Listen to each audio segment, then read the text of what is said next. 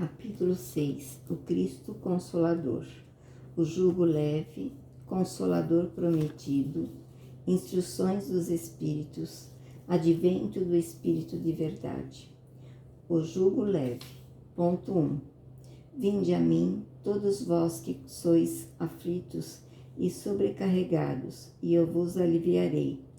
Tomai meu jugo sobre vós, e aprendei comigo, que sou dócil e humilde de coração, e encontrareis o descanso de vossas almas, pois meu jugo é suave e meu fardo é leve.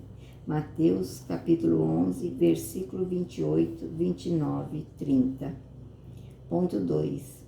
Todos os sofrimentos, misérias, decepções, dores físicas, perdas de entes queridos, todos têm sua consolação com a fé no porvir e com a confiança na justiça de Deus, que o Cristo veio ensinar aos homens. Aquele, ao contrário, que não espera nada depois desta vida, ou que duvida simplesmente, as aflições pressionam com todo o seu peso e nenhuma esperança vem amenizar a amargura. Eis o que levou Jesus a dizer: Vinde a mim todos vós que estáis fatigados, e eu vos aliviarei. Todavia, Jesus põe uma condição à sua assistência e à felicidade que promete aos aflitos. Essa condição está na lei que ensina: seu jugo é leve e essa lei é suave, visto que impõe como dever o amor e a caridade. Consolador prometido. Ponto 3. Se vós me amais, guardai meus mandamentos, e eu rogarei a meu Pai, e ele vos enviará um outro Consolador, a fim de que permaneça eternamente convosco. O Espírito da verdade, que o mundo não pode receber, porque não o vê e não o conhece.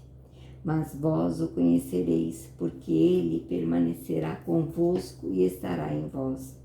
E o Consolador, que é o Espírito Santo, que meu Pai enviará em meu nome, ensinar-vos-á todas as coisas, e vos fará relembrar tudo o que eu vos disse. João, capítulo 14, versículo 15, 16, 17 e 26. Jesus promete um outro Consolador, é o Espírito de verdade, que o mundo ainda não conhece, porque não está maduro para compreendê-lo, e que o Pai enviará para ensinar todas as coisas, e para fazer que se lembre do que o Cristo disse. Portanto, se o Espírito de verdade deve vir mais tarde ensinar todas as coisas, é porque o Cristo não disse tudo.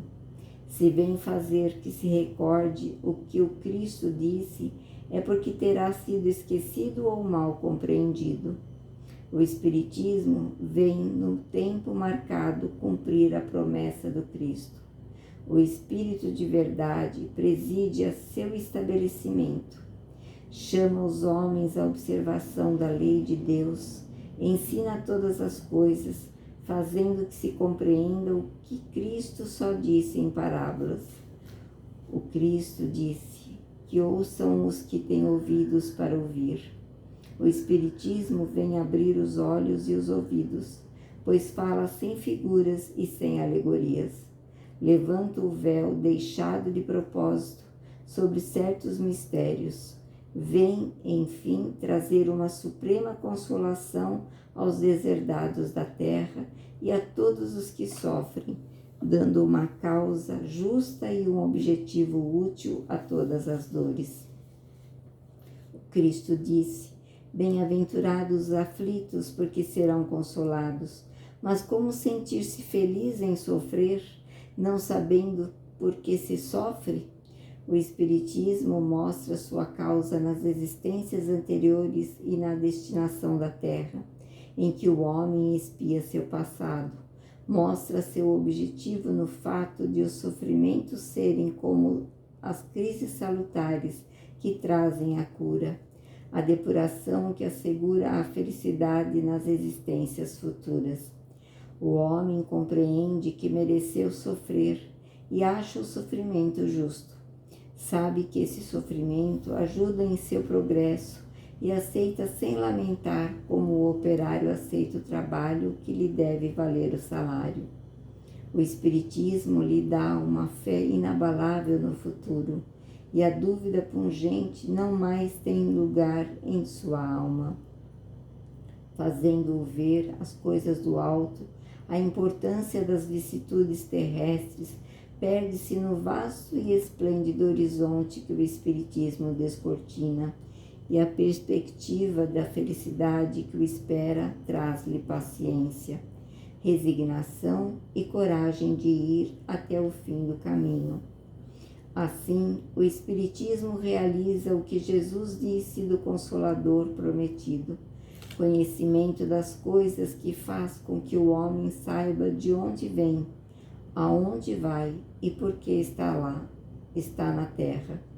Um chamamento aos verdadeiros princípios da lei de Deus e consolação pela fé e a esperança. Instruções dos Espíritos. Advento do Espírito de Verdade. Ponto 5. Venho, como outrora, dentre os filhos desgarrados de Israel, trazer a verdade e dissipar as trevas. Escutai-me, o Espiritismo, como outrora minha palavra, deve relembrar aos incrédulos que acima deles reina a imutável verdade, o Deus bom, o Deus grande, que faz germinar a planta e eleva as ondas. Revelei a doutrina divina e, como um ceifeiro, atei em feixes o bem disperso pela humanidade. E disse: vinde a mim todos vós que sofreis. Mas os homens ingratos desviaram-se do caminho reto e largo que conduz ao reino de meu Pai e desgarraram-se pelos ásperos atalhos da impiedade. Meu Pai não quer aniquilar a raça humana, quer que, ajudando-vos uns aos outros, mortos e vivos, isto é, mortos pela carne, pois a morte não existe, socorrei-vos, e que não mais a voz dos profetas e dos apóstolos, mas a voz dos que não estão mais aqui, se faça ouvir para clamar-vos. Orai e acreditai. A morte é a ressurreição e a vida é a prova escolhida, durante a qual vossas virtudes cultivadas devem crescer e desenvolver-se como o cedro. Homens fracos, que estáis limitados às trevas de vossas inteligências, não afasteis a chama que a clemência divina coloca em vossas mãos para iluminar vosso caminho e para conduzir-vos, filhos perdidos, ao seio de vosso Pai. Sinto compaixão por vossas misérias e vossa imensa fraqueza em não estender uma mão segura aos infelizes transviados que, vêm do céu, caem no abismo do erro. Acreditai, amai, meditai as coisas que vos são reveladas. Não mistureis o joio ao bom grão, as utopias às verdades. Espíritas, amai-vos, eis o primeiro ensinamento. Instruí-vos, eis o segundo. Todas as verdades são encontradas no cristianismo. Os erros que neles criaram raiz são de origem humana. E eis que, além do túmulo em que acreditáveis o nada, vozes vêm clamar-vos: irmãos, nada perece. Jesus Cristo é o vencedor do mal.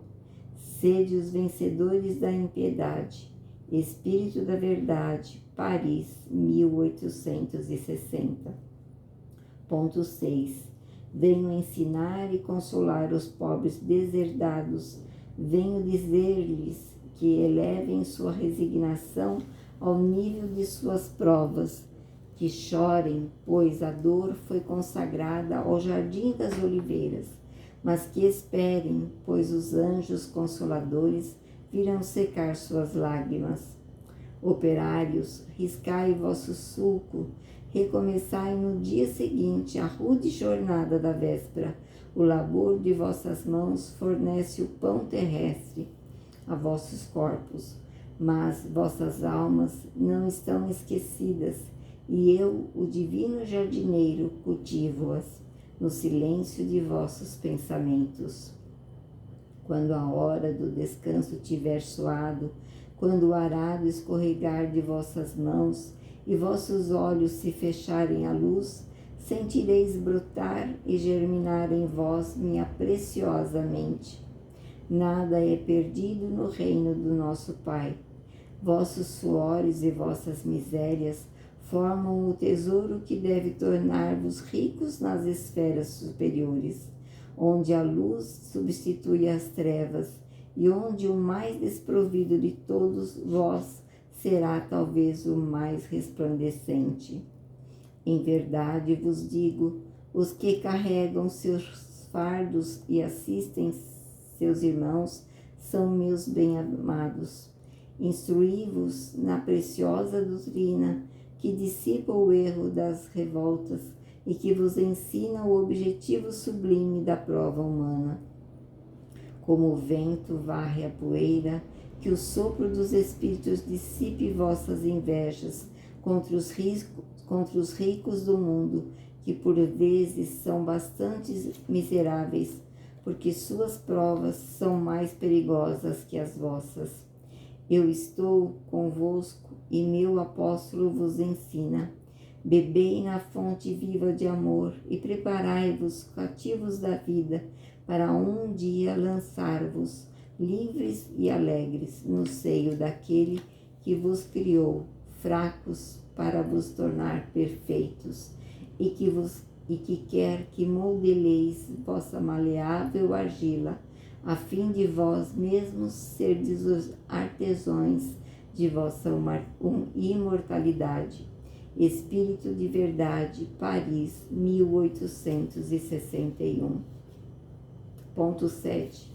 Sou o grande médico das almas e venho trazer-vos o remédio que deve curá-los. Os fracos, os sofredores e os enfermos são meus filhos prediletos e eu venho salvá-los. Vinde a mim, pois, todos vós que sofreis e que estáis sobrecarregados, e sereis aliviados e consolados. Não procureis alhures a força e a consolação, pois o mundo é impotente para dá-las.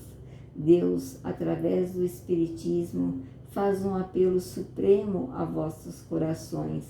Escutai-o, que a impiedade, a mentira, o erro, a incredulidade sejam extirpados de vossas almas doloridas, pois são monstros que matam a sede em vosso sangue mais puro e que quase sempre vos ferem mortalmente. Que no futuro, humildes e submissos ao Criador, pratiqueis sua lei divina. Amai e orai, sede dóceis aos Espíritos do Senhor, invocai-o do fundo do coração, e então ele vos enviará seu Filho bem-amado para instruir-vos e dizer essas boas palavras. Eis-me aqui, eu venho a vós porque me chamastes, Espíritos de Verdade, Bordeaux, 1861. Ponto 8. Deus consola os humildes e dá força aos aflitos que a pedem. Seu poder cobre a terra e em toda parte, ao lado de uma lágrima, ele colocou um bálsamo que consola. O devotamento e a abnegação são uma prece contínua e encerram um ensinamento profundo. A sabedoria humana reside nessas duas palavras. Possam os espíritos sofredores compreender essa verdade em lugar de protestar contra as dores e os sofrimentos morais que aqui são vosso quinhão.